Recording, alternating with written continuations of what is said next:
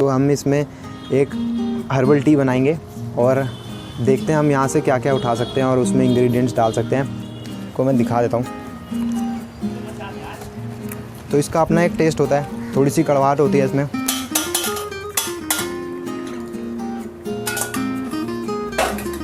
तो ये आप देख सकते हो किस तरह से इसमें बेहतरीन रंगत सी आ गई है। जब आपको मन करे इसको पीने का या आपको थोड़ा सा बीमारी सा बुखार सा लग रहा हो या बॉडी डाउन सी लग रही हो तब आप इसको ले सकते हैं। हम अपने गार्डन में कुछ ऐसे आसान से हर्ब्स या आयुर्वेदिक जो जड़ी बूटियाँ होती हैं उनको भी उगा पाते हैं।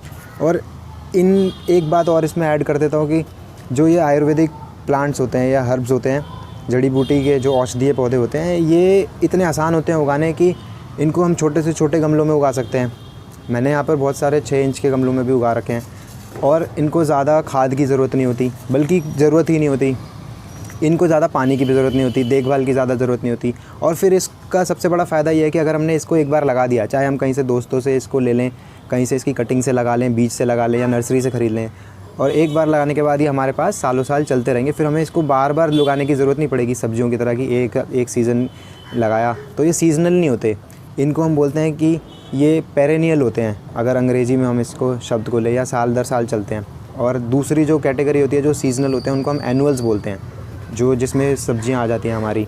हमने जो ये वीडियो बनाया है ये गार्डनिंग में हम किस तरह से अपने हर्ब्स लगा सकते हैं, जड़ी बूटी लगा सकते हैं और फिर उसको किस तरह से हम प्रयोग में ला सकते हैं, ये उस बारे में है। तो हम इसमें एक हर्बल टी बनाएंगे और देखते हैं हम यहाँ से क्या क्या उठा सकते हैं और उसमें इंग्रेडिएंट्स डाल सकते हैं। तो सबसे पहले हम गिलोय से शुरुआत करते हैं।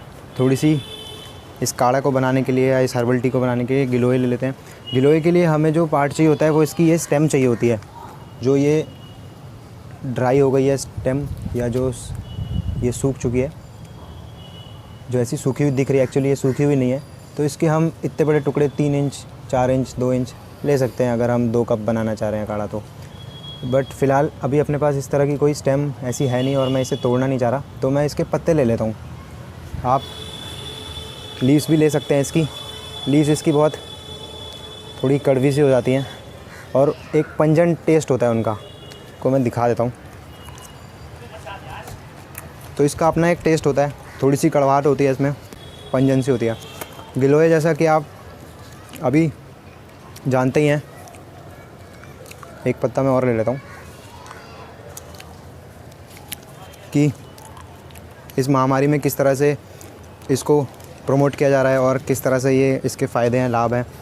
इम्यूनिटी बढ़ा देता है बहुत बढ़िया से, हमारा बॉडी का डिफेंस मैकेनिज़्म उसको स्ट्रॉन्ग कर देता है और बहुत ही आसान होता है। ये खरपतवार की तरह कहीं पे भी उग जाता है और आसानी से उग जाता है। और इसके अलावा हम इसमें चाहें तो नीम भी मिला सकते हैं। हालांकि नीम से जो इसका काढ़े का जो टेस्ट है वो बहुत ज़्यादा कड़वा हो जाता है, तो आप इसको चाहें तो मिला सकते हैं। हालांकि मैं इसको नहीं मिलाऊंगा। अगर आपको नीम का सेवन करना ही है तो आप इस तरह से कभी कभी सुबह उठकर जो थोड़े इस हल्के जो पत्ते होते हैं, जो नए नए पत्ते होते हैं, उनको आप डायरेक्टली इनको भी आप चबा सकते हैं। इसमें भी बहुत कड़वाहट होती है। तो इसका एक बेनिफिट होता है, नीम के जो बेनिफिट होते हैं वो तो इसमें सब हैं ही, कि खून की सफाई कर देता है, इम्यूनिटी बढ़ा देता है। इन सारे हर्ब्स के बारे में हम इंडिविजुअली वीडियोस बनाएंगे, डिटेल में कवर करेंगे। बाकी नीम जो होता है इसकी जो कड़वाहट होती है, इसका एक ये अपना टेस्ट होता है। इस तरह के जायके आप भी डेवलप करें। तो ज़रूरी नहीं है कि ये सबको पसंद आए, लेकिन कटु जो है एक टेस्ट होता है। और इस तरह का नीम का जो कड़वा हम जब रस लेते हैं, इसको खाने से क्या होता है कि हमारे जो जीभ के जो टेस्ट के जो सेंसेस हैं, तो हमारे जो टेस्ट बड्स हैं वो ओपन हो जाते हैं और हम जो जीभ से अपने जो स्वाद लेते हैं उसकी जो क्षमता है वो और बढ़ जाती है। हमारे टेस्ट बड्स को एनहांस कर देता है इसका जो टेस्ट होता है। इसके अलावा हम इसमें, ये आप देख रहे हैं, ये हार श्रृंगार का पौधा है। हालांकि ये पेड़ होता है, छोटा बुश वैरायटी होती है, क्योंकि गमले में लगाए तो हम इसको पौधा बोल सकते हैं। तो आप हार श्रृंगार के भी पत्ते ले सकते हैं। इस के जो पत्ते होते हैं ये बहुत ही क्षारीय होते हैं, यानी ये बहुत ही बेसिक होते हैं और ये क्षारीय होने के कारण हमारे खून की बढ़िया से सफाई कर देते हैं। उसका जो पीएच है उसको ये मेंटेन कर देते हैं। तो आप इसको अलग से भी इसकी चाय बनाकर ले सकते हैं और इस काढ़े में भी मिला सकते हैं। तो फ़िलहाल मैं इसमें मिला दूँगा। इसके अलावा यहाँ पर मैं, ये एक पीपल का पेड़ है जो अपने आप ही जर्मिनेट हो गया था, साइड में दीवारों में जाता है, उसको उखाड़ के मैंने इस गमले में लगा दिया था। इसको हम यहाँ से ट्रांसप्लांट कर देंगे क्योंकि हमारे पास एक और पीपल का पेड़ है जो इससे काफ़ी बड़ा है, जो 4-5 फुट का हो चुका है। और इसको हम बाहर फील्ड पर यमुना के किनारे जो अभी ट्री प्लांटेशन करेंगे मानसून में, उसमें लगा देंगे। और इसमें मैं इसका भी एक पत्ता ले लेता हूँ। तो पीपल के पत्ते में बहुत सारे मिनरल्स होते हैं और इसमें जो ये स्किन के जो डिसऑर्डर्स होते हैं उनको भगाने में मदद करता है। इसके अलावा ये हमारे जो इसमें वुंड हीलिंग कैपेसिटी अच्छी होती है। हमारे पेट में अगर हम इसको सेवन करते हैं काढ़े के रूप में या फिर इसको सुखाकर इसकी गोलियां बनाकर, तो हमारे पेट में जो अल्सर वगैरह होते हैं उनको भी शांत कर देता है। मेमोरी एनहांस कर देता है पीपल। और इसकी जो टहनी होती है, स्टेम, उसमें विटामिन के होता है। विटामिन के बहुत ही रेयर होता है जो ज़्यादातर जगह पे पाया नहीं जाता, तो इसकी स्टेम में पाया जाता है। इसके अलावा हम कुछ तुलसी ले लेते हैं। ये अपने पास श्याम तुलसी है। तुलसी की बहुत सारी प्रजातियाँ आती हैं, राम तुलसी, श्याम तुलसी, कपूर तुलसी, कृष्णा तुलसी और वन तुलसी। तो इस तरह से कुछ पत्ते मैंने तुलसी के ले लिए। और इस तरफ से आप ये देख सकते हैं, ये राम तुलसी का पौधा है, इसमें से भी हम कुछ पत्ते ले सकते हैं। तुलसी के बारे में तो सभी जानते हैं, बहुत सीक्रेट प्लांट है और हर घर में होता है। तो आप इसकी जितनी भी वैरायटीज़ ला सकते हैं उनको लगा सकते हैं। उसके बाद ये कुछ बेसिल है, अमेरिकन तुलसी बोलते हैं, इसको भी हम ले लेते हैं 2-3 पत्ते। तो फिर इन पत्तों का और साथ में कुछ किचन स्पाइसेस को मिक्स करके हम एक ड्रिंक बनाते हैं और देखते हैं, किचन में चलते हैं फिर। तो इस पत्तियों को अब हम अपने किचन में ले आए हैं और यहाँ पर इसका जो काढ़ा है इसको बना लेते हैं। इसको हमने वॉश कर लिया है, इसको आप वॉश कर लें। उसके बाद इसको गैस पर चढ़ा देते हैं। इसमें 2 कप अगर काढ़ा आपको बनाना है तो करीब 4 कप पानी डाल दें।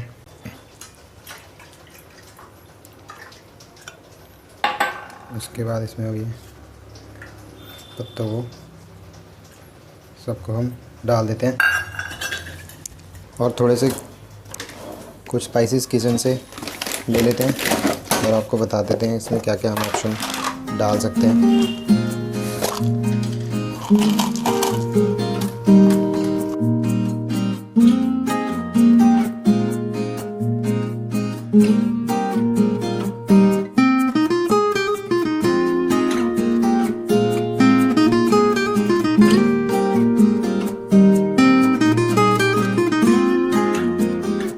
तो इस तरह से हमने किचन में अपने ये स्पाइसेस भी ले लिए हैं। थोड़ी सौंफ ले लिया है और दालचीनी और लौंग एक ले लिया है और एक इलायची का टुकड़ा ले लिया है। और ऊपर मैं कुछ मोरिंगा के पत्ते तोड़ना भूल गया था, तो आप ताज़े पत्ते मोरिंगा के भी इसमें डाल सकते हैं।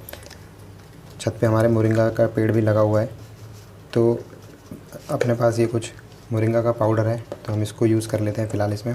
अब ये सारी चीज़ें जितनी भी हमने लिए हैं अभी तक, जो छत से हर्ब्स लिए और किचन से, ये सब आपको ऑप्शंस बताए और इसमें से आपको जो मिल जाता है, जो अवेलेबल है या जो आपका मन करता है वो सारे ले लें।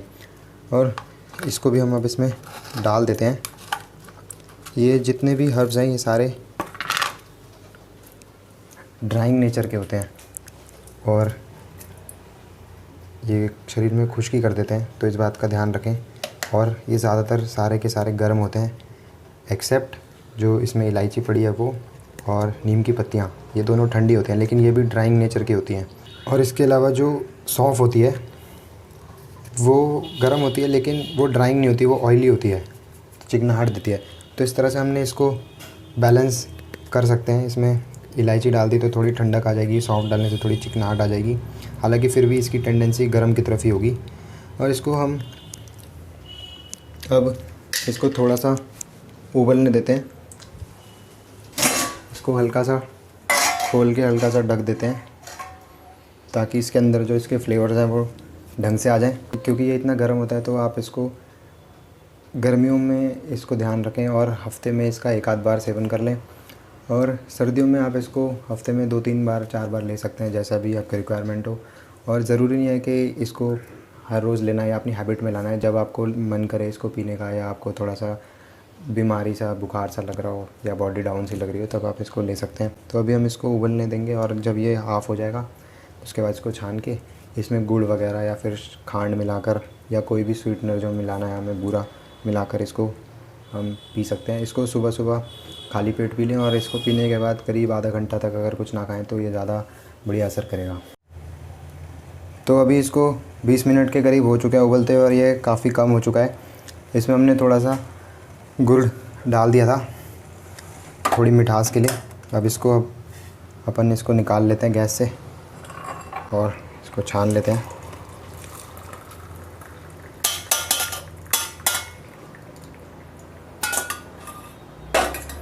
तो ये आप देख सकते हो किस तरह से इसमें बेहतरीन रंगत सी आ गई है।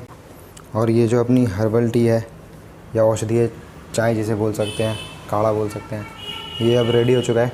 तो इस तरह से गार्डनिंग में जो हर्ब्स हैं इनको उगाएं, बहुत आसानी से उग सकते हैं। और इस तरह से चाय बनाकर बीच में आनंद लें। कुछ फल फ्रूट उगाएं, उसका भी आनंद लें, फूल उगाएं। और इस तरह के इन्फॉर्मेशन से भरे हुए वीडियोज़ हम और भी आगे लेकर आएंगे। और ये वीडियोज़ आपको अगर बढ़िया लग रहे हैं तो आप इनको लाइक कर लें, शेयर कर लें, सब्सक्राइब कर लें और नोटिफिकेशंस भी अपने फ़ोन में ले लें बेल आइकन दबाकर।